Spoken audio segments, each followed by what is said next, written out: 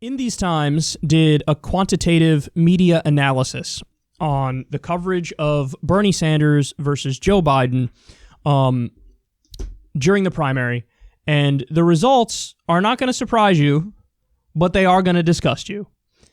So they say Joe Biden's ascent into frontrunner status is often portrayed as an organic consequence of big-time endorsements and an untapped desire for a more centrist and electable candidate. But a survey by In These Times finds that CNN has portrayed Bernie Sanders more negatively than Biden, suggesting that media slant itself may play a role in Biden's rise. In the 24 hours following his massive win in Nevada, Sanders received 3.26 times the proportion of negative CNN coverage than Biden did following the latter's South Carolina win, despite the two wins being by similar margins. Sanders received more coverage after his win than Biden did after his.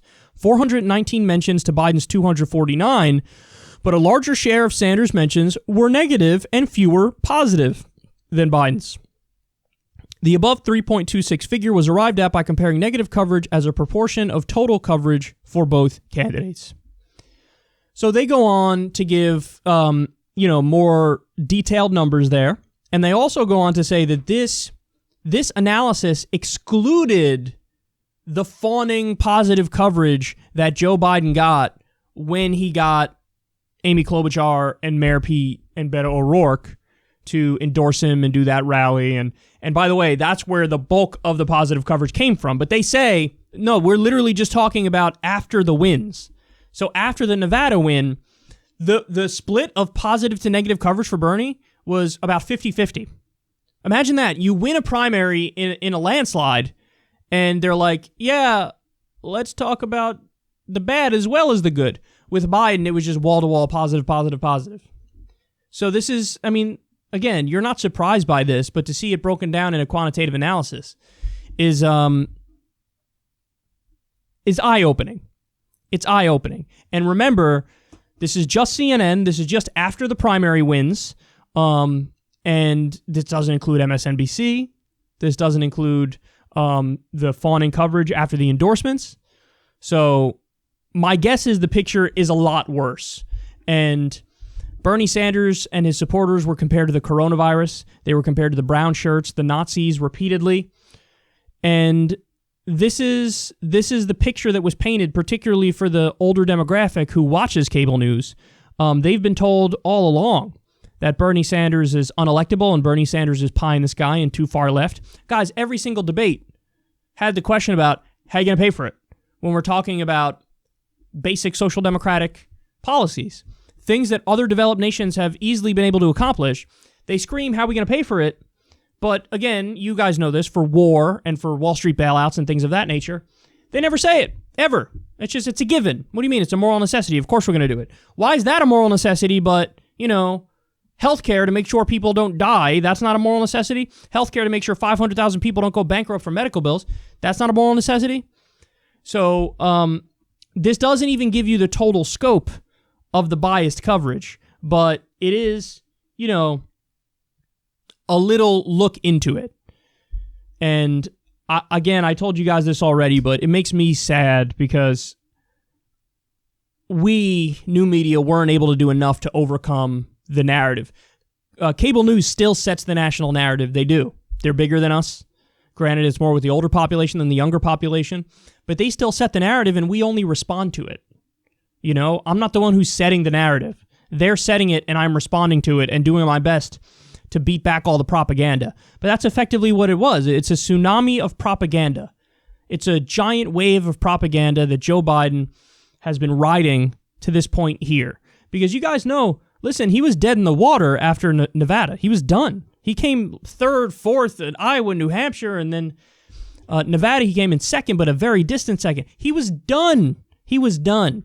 It was Bloody Monday where Mayor Pete and Amy Klobuchar endorsed him, and then, that started the snowball effect of nonstop positive coverage, which led to giant bumps in the polls, which led to him running away. So the media is biased against Bernie Sanders. The media is biased against the left. And this is something that, Republicans have been screaming about a biased media for a long time. And they're right. But the bias of the media is not just a Democratic bias or a left-wing bias.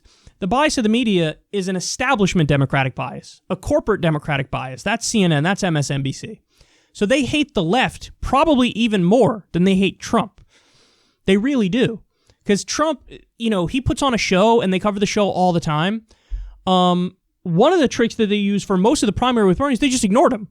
They ignored him as long as they possibly could.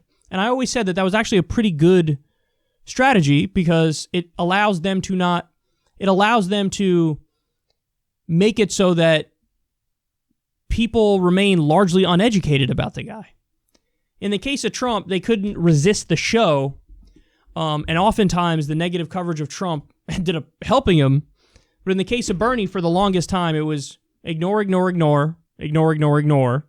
then when they finally cover him, it's with a million asterisks and caveats about how pie in the sky he is and unelectable he is and socialist he is, and that's what older voters ended up voting on too.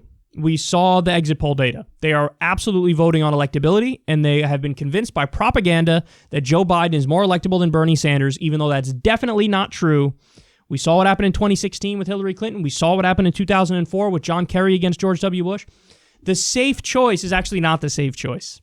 The actual safe choice is Bernie Sanders, but the propaganda has definitely, overrode it. And outlets like mine just aren't big enough yet to compete in that game and to really change the narrative and swing elections like cable news really has done.